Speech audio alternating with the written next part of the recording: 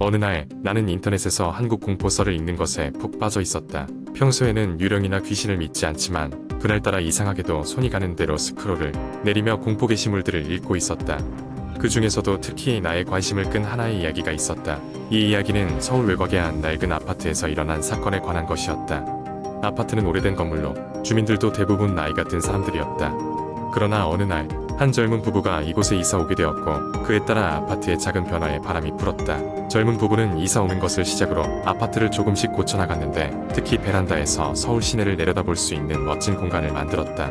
그들은 퇴근 후 저녁이 되면 베란다에서 와인을 마시며 하루의 피로를 풀곤 했다.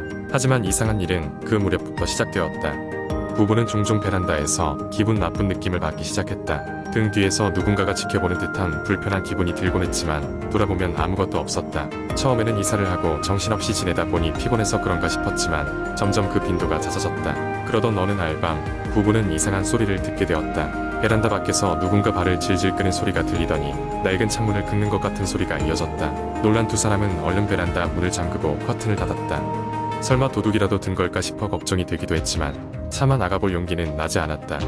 다음 날 아침 부부는 조심스레 베란다를 확인했다. 밖에는 아무런 이상도 없었다. 어젯밤의 일은 꿈이었을까 싶어 안심하며 하루를 보냈다.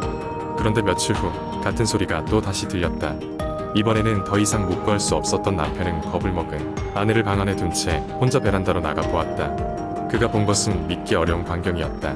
베란다 구석에 둥그렇게 웅크린 채 창백한 얼굴로 그를 쳐다보는 한 여인의 모습이었다. 그녀는 누더기를 걸친 듯 너덜너덜한 옷을 입고 있었고 긴 머리가 얼굴을 반쯤 가리고 있었다. 남편은 놀라 비명을 질렀고 그녀는 그 자리에서 사라졌다. 부부는 깜짝 놀라 경찰에 신고했다. 경찰이 와서 조사했지만 이상한 점은 발견되지 않았다. 그러나 이웃 주민 한 사람이 다가와 부부에게 조용히 말했다. 아마도 그 여자는 몇 년 전에 이 아파트에서 투신한 여자인 것 같아요. 복도 창문 근처에는 항상 이상한 일이 벌어지곤 했죠. 이후 부부는 더 이상 그 아파트에서 살 수 없다고 판단하고 서둘러 짐을 싸서 떠나게 되었다. 그들이 떠난 후로도 그 아파트는 여전히 아무 일도 없었다는 듯 조용했지만 한 번씩 그 여인의 이야기를 기억하는 사람들은 다시는 그곳에 가지 않으려 했다. 이 이야기는 인터넷에 올라온 여러 괴담 중 하나였지만 섬뜩하고도 기묘한 분위기 때문에 한동안 내 머릿속에서 지워지지 않았다. 그리고 언젠가 내가 그 아파트를 우연히 마주친다면 나는 어떻게 할 것인가를 두고 오싹한 상상을 하곤 했다. 두 번째 이야기. 한여름밤 무더위에 지쳐있던 나는 친구들과 함께 도심을 벗어나 산속에 있는 작은 펜션으로 휴가를 떠났다. 우리 일행은 모두 5명이었다. 도착했을 때는 이미 어둑어둑한 밤이었다. 펜션은 숲에 둘러싸여 있고 바로 옆에는 작은 호수가 있었다. 펜션 주인은 늦게 도착한 우리를 반갑게 맞아주며 이곳의 전설을 이야기해 주었다. 이 호수에는 예전부터 이상한 일이 많았어요. 밤이 깊어질수록 이상한 소리가 들리곤 하죠. 그것만 조심하면 즐거운 시간 보내실 거예요. 우리는 전설 이야기를 들으며 한껏 호기심이 생겼지만 별로 개의치 않고 저녁 식사를 준비하기 시작했다. 저녁 식사가 끝난 후 우리는 거실에 모여 앉아 스릴 넘치는 보드게임을 하며 시끌벅적한 시간을 보냈다. 시간이 어떻게 흘렀는지 모를 정도로 즐거운 시간이었다. 자정이 가까워졌을 때쯤 문득 창밖에서 이상한 소리가 들리기 시작했다.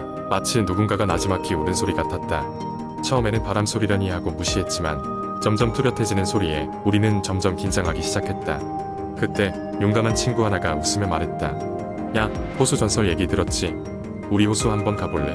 모두 살짝 겁이 나긴 했지만 호기심에 이끌린 우리는 플래시를 들고 호수로 향했다. 달빛이 흐릿하게 비추는 길을 따라 걷다 보니 호수는 생각보다 가까운 곳에 있었다. 처음엔 아무 일도 없는 듯 조용했다. 호수의 물결 소리만이 야밤의 고요를 깨뜨릴 뿐이었다. 그러나 우리가 호숫가에 서 있는 동안 갑자기 수면 위에서 작은 물결이 치며 무언가 떠오르기 시작했다. 그것은 흰 드레스 차림의 여인이었다. 그녀는 천천히 물 위를 걸어오는 듯했고 그녀의 얼굴은 뚜렷이 보이지 않았지만 적막함 속에서 미묘한 슬픔이 느껴졌다. 놀란 우리는 그 자리에 얼어붙었고 그 순간 어디선가 붉고 길게 외치는 소리가 들렸다. 돌아가. 그 소리가 들리자마자 우리의 몸은 마치 자석에 끌린 듯 펜션으로 미친 듯이 달려갔다. 심장은 마구 뛰고 온몸엔 식은땀이 흘렀다. 겨우 펜션에 도착해 문을 걸어 잠그고 나서야 뒤를 돌아볼 수 있었다. 호수는 그대로 고요했다. 아무 일도 없었다는 듯이 그날 우리는 거의 잠을 이루지 못했다. 아침이 밝자 우리는 얼른 짐을 챙겨 펜션을 떠났다. 펜션 주인은 우리가 나갈 때 무언가를 눈치챘는지 미소를 지으며 조용히 인사했다. 다시 도시로 돌아온 우리는 그날 밤의 일을 잊으려 했지만 가끔 꿈속에서 하얀 여인이 떠오르곤 했다. 그녀의 모습은 보는 것만으로도 등골이 오싹했지만 이상하게도 슬픈 감정이 함께 밀려왔다. 호수의 여인은 무엇을 원했을까? 그 질문은 여전히 우리 머릿속에 남아있었다.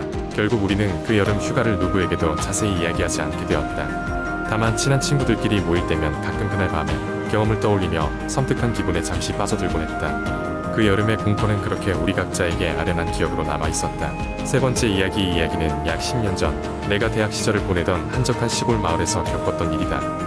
그 마을은 유독 밤이 되면 적막감이 감도는 곳이었다. 거리에 가로등조차 흐릿하게 깜빡거렸고 밤이라면 집집마다 창문을 꼭 닫고 아무도 밖으로 나오지 않는 분위기였다. 당시 나는 대학의 기숙사 생활을 하고 있었고 방학 되면 친구들과 함께 서울로 놀러가곤 했다.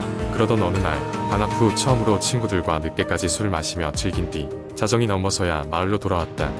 마지막 버스를 놓쳐서 어쩔 수 없이 혼자 기숙사까지 걸어가기로 했다. 마을의 입구에 들어서자 이상한 느낌이 들기 시작했다. 귀에는 매미 소리가 가득했지만 주변은 너무 조용했다. 그리고 그 조용함 속에서 나는 누군가가 나를 지켜보고 있다는 기묘한 느낌을 받았다. 그럼에도 불구하고 나는 기숙사로 돌아가는 길 밖에 다른 선택지가 없었고 서둘러 발걸음을 옮겼다. 한참을 걷다가 나는 한 100m 앞쪽에 희미한 불빛이 보이는 것을 발견했다. 처음에는 그저 오래된 가로등이겠거니 생각했지만 가까이 갈수록 그것은 사람이 들고 있는 손전등이라는 것을 깨달았다. 그리고 그 빛의 주인은 기이하게도 뒤로 돌아서 걷고 있었다.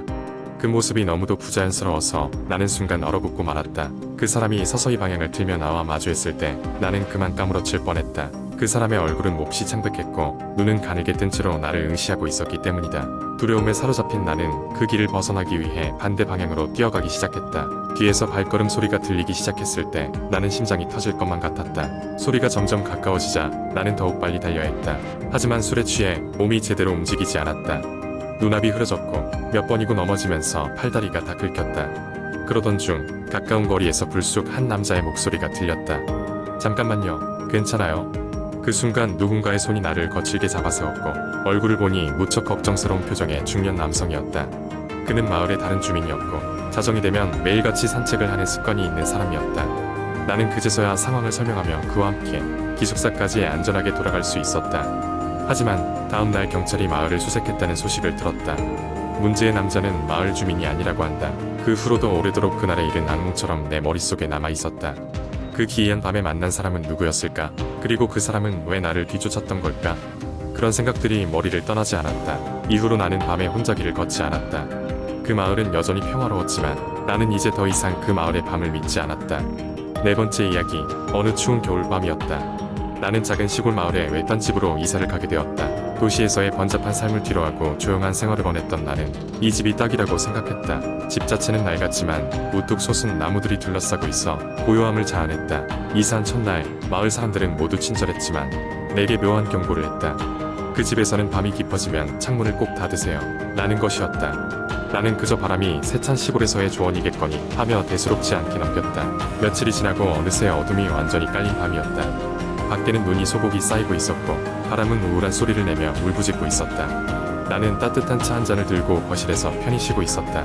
그때 갑자기 2층에서 묘한 소리가 들려왔다. 마치 얇은 발자국 소리가 바닥을 긁고 지나가는 것처럼 나는 주저했지만 그럴 수도 있다며 애써 무시하려 했다. 하지만 소리는 점점 더 가까이 다가오는 것 같았다. 심장이 점점 빨리 뛰기 시작했고 몸은 얼어붙어 움직일 수가 없었다. 잠시 후 소리는 뚝 멈추더니 대신 기묘한 속삭임이 들려왔다. 너무 희미해서 제대로 들을 수는 없었지만 확실히 사람이 내는 소리였다. 등골이 서늘해지고 오싹함이 나를 감쌌다. 겨우 용기를 내어 2층으로 올라가려고 몸을 움직이려 했을 때 다시 그 놀라운 소음이 들려왔다. 이번에는 창문 쪽에서 무언가 창문을 긁고 있는 듯했다. 나는 마을 사람들의 경고를 떠올리고는 최대한 빨리 창문을 닫았다. 다음 날 아침 나는 마을 사람 중 한 명인 할아버지를 만나 어젯밤 경험한 일을 이야기했다. 할아버지는 무거운 표정으로 고개를 끄덕이며 말씀하셨다. 그 집의 전 주인은 오래전 사라졌어. 아무도 이유를 모르지. 그런데 한 가지 이상한 점은 늘 그 시간하고 같은 일이 반복되었다는 거야. 이상한 소리와 속삭임 말이야. 내가 더욱 궁금해할 즈음 그는 작은 봉투 하나를 내게 건넸다. 내가 할 수 있는 일은 이것뿐이네. 그 안에 든 걸 가끔씩 집 주위에 뿌려보게. 분명 도움이 될 거야. 봉투를 열어보니 마른 허브와 함께 알 수 없는 물건들이 들어있었다. 나는 반신반의했지만 도움이 될 만한 것은 다 해보자는 심정으로 집 주변에 그것들을 뿌려두었다. 그 이후로 신기하게도 그 기묘한 소리는 잠잠해졌다. 마을 사람들은 모두 다소 안도한 표정을 지었다. 마침내 오랫동안 홀로 남겨진 채 방치된 그 집 안에서 나는 더 이상 두려움을 느끼지 않았다. 추측이기는 하지만 그 허브가 무언가를 진정시켰을지도 모를 일이었다. 그렇게 시골 마을에서의 새로운 삶은 평화롭고 조용히 이어졌고 나는 사람들의 경고와 그들의 신비한 도전을 마침내 충분히 이해하게 되었다. 같은 일을 겪지 않도록 조심하는 법을 알게 되었으니까. 이후로도 나는 매겨울마다 허브를 바꾸고 항상 창문을 닫아두었지만 그날의 경험을 누구에게도 말을 할 수 없었다. 이상하게도 그것을 경험하고 나서는 더 이상 그 집을 떠날 수 없게 되었다는 사실이 진짜 이야기의 전부는 아닐까 생각하며